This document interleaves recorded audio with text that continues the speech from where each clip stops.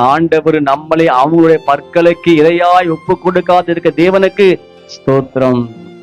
அவங்க முன்பாக நாம் கீழே விழாதபடி நம்மை காத்தாரே, அதுக்கு ஸ்தோத்திரம். அவருக்கு முன்பாக தேவன் நம்மை உயர்த்தி வச்சிருக்காரு, அதுக்கு அவருக்கு ஸ்தோத்திரம்.